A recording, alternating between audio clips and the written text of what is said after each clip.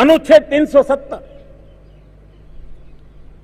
35A, article 370 और 35A, क्या कारण था?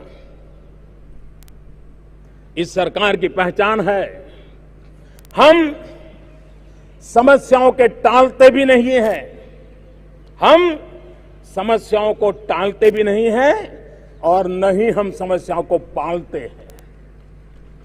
अब समस्याओं को टालने का भी वक्त नहीं है, अब समस्याओं को पालने का भी वक्त नहीं है। जो काम पिछले 70 साल में नहीं हुआ, नई सरकार बनने के बाद 70 दिन के भीतर भीतर आर्टिकल 370 और 35A को हटाने का काम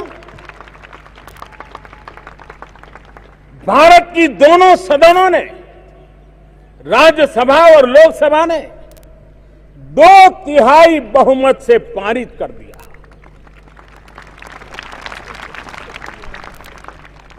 इसका मतलब यह हुआ कि हर किसी के दिल में यह बात पड़ी थी, लेकिन प्रारंभ कौन करे, आगे कौन आए, शायद उसी का इंतजार था। और देशवासियों ने मुझे ये काम दिया और मैं आपने जो काम दिया है उसी को करने के लिए आया।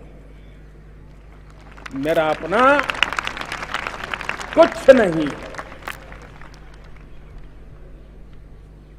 हमने जम्मू कश्मीर रीऑर्गेनाइजेशन की दिशा में भी आगे बढ़े। 70 साल हर किसी ने कुछ न कुछ प्रयास किया, हर सरकारों ने कोई न कोई प्रयास किया, लेकिन इच्छित परिणाम नहीं मिले। और जब इच्छित परिणाम नहीं मिले हैं तो नए सिरे से सोचने की, नए सिरे से कदम बढ़ाने की आवश्यकता होती है। और जम्मू कश्मीर और लद्दाख के नागरिकों की आशा आकांक्षा पूरी हो, ये हम सबका दायित्व है। उनके सपनों को नए पंख मिले, ये हम सबकी जिम्मेवारी है। और उसके लिए 130 करोड़ देशवासियों ने इस जिम्मेवारी को उठाना है।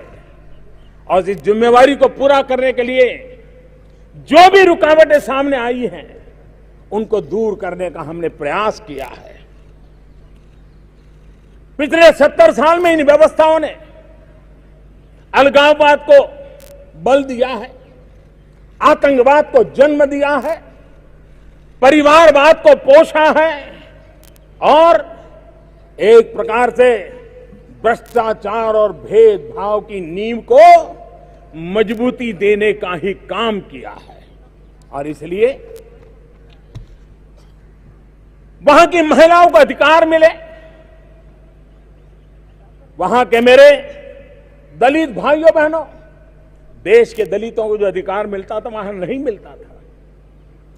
हमारे देश के जनजातीय समूह, देश के जनजातीय समूहों को, ट्राइबल्स को जो अधिकार मिलते हैं वो उनको भी मिलने चाहिए।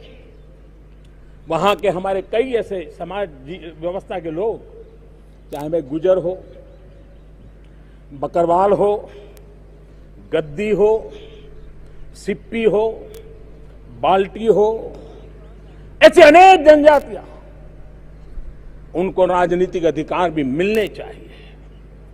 उसे देने की दिशा में हम हैरान हो जाएंगे।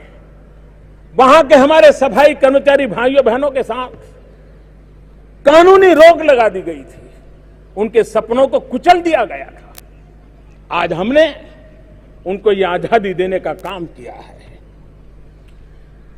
भारत विभाजन हुआ, लाखों करोड़ों लोग विस्थापित होकर के आए, उनका कोई गुनाह नहीं था। लेकिन जो जम्मू कश्मीर में आकर के बसे, उनको मानवीय अधिकार भी नहीं मिले, नागरिक के अधिकार भी नहीं मिले। जम्मू कश्मीर के हम अंदर मेरे पहाड़ी भाई बहन भी है और इसलिए उनकी भी चिंता करने की दिशा में हम कदम उठाना चाहते हैं। मेरे प्यारे देशवासियों, जम्मू कश्मीर और लद्दाख सुख, समृद्धि, शांति के लिए, भारत के लिए प्रेरक बन सकता है, भारत की विकास यात्रा में बहुत बड़ा योगदान दे सकता है। उसके पुराने उन महान दिवसों को लौटाने का हम सब प्रयास करें। उन प्रयासों को लेकर के ये जो नई व्यवस्था बनी है वो सीधे सीधे नागरिकों के हितों के लिए काम करने के लिए सुविधा पैदा करेगी। अब देश का, जम्मू कश्मीर का सामान्य नागरिक भी दिल्ली सरकार को पूछ सकता है, उसको बीच में कोई रुकावटें नहीं आएगी। ये सीधी सीधी व्यवस्था आज हम कर पाए हैं। लेकिन जब देश, पूरा देश, सभी राजनीतिक दलों के भीतर भी, एक भी राजनीतिक दल अपवाद नहीं है, धारा 370, अनुच्छेद 370, आर्टिकल 370 को हटाने के लिए, 35A को हटाने के लिए कोई प्रखर रूप से तो कोई मुख्य रूप से समर्थन देता रहा है। लेकिन राजनीति के गलियारों में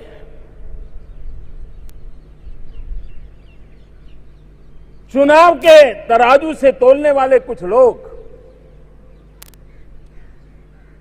370 के पक्ष में कुछ न कुछ कहते रहते हैं। जो लोग 370 के पक्ष में वकालत करते हैं उनको देश पूछ रहा है, अगर ये अनुच्छेद 370, ये आर्टिकल 370, ये 35A इतना महत्वपूर्ण था, इतना अनिवार्य था, उसी से भाग्य बदलने वाला था, तो 70 साल तक इतना भारी बहुमत होने के बाद भी आप लोगों ने उसको परमानेंट क्यों नहीं किया? टेम्पररी क्यों बनाए रखा?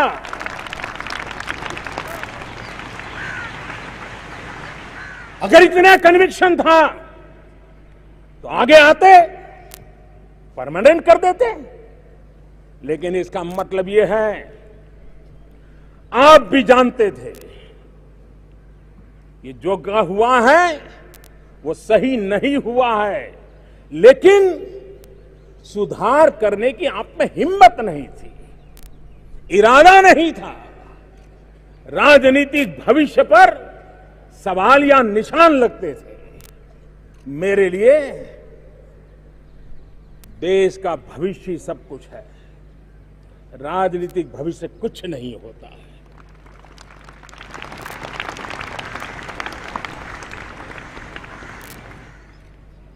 हमारे संविधान निर्माताओं ने, सरदार वल्लभ भाई पटेल जैसे महापुरुषों ने देश की एकता के लिए, राज्य के एकीकरण के लिए उस कठिन समय में भी महत्वपूर्ण फैसले लिए, हिम्मत के साथ फैसले लिए, देश के एकीकरण का सफल प्रयास किया। लेकिन आर्टिकल 370 के कारण, 35A के कारण कुछ रुकावटें भी आई। आज लाल किले से जब मैं देश को संबोधित कर रहा हूं, तब मैं ये गर्व के साथ कहता हूं कि आज हर हिंदुस्तानी कह सकता है, वन नेशन वन कॉन्स्टिट्यूशन।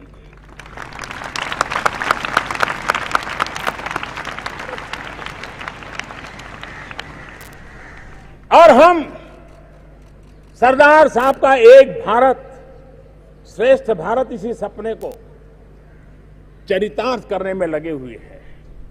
तब ये साफ साफ बनता है कि हम ऐसी व्यवस्थाओं को विकसित करें जो देश की एकता को बल दे, देश को जोड़ने के लिए सीमेंटिंग फोर्स के रूप में उभर करके आए। और ये प्रक्रिया निरंतर चलनी चाहिए, वो एक समय के लिए नहीं होती है, अविरत होनी चाहिए। जीएसटी के माध्यम से हमने वन नेशन वन टैक्स, उस सपने को साकार किया। उसी प्रकार से पिछले दिनों ऊर्जा के क्षेत्र में वन नेशन वन ग्रिड, इस काम को भी हमने सफलतापूर्वक पार किया। उसी प्रकार से one nation one mobility card, इस व्यवस्था को भी हमने विकसित किया और आज देश में व्यापक रूप से चर्चा चल रही है, एक देश एक साथ चुनाव। ये चर्चा होनी चाहिए, लोकतांत्रिक तरीके से होनी चाहिए और कभी न कभी एक भारत श्रेष्ठ भारत के सपनों को साकार करने के लिए और भी ऐसी नई चीजों को हमने जोड़ना होगा। मेरे प्यारे देशवासियों, देश को नई ऊंचाइयों को पार करना है, देश को विश्व के अंदर अपना स्थान प्रस्थापित करना है, तो हमें अपने घर में भी गरीबी से मुक्ति का भान को बल देना ही होगा।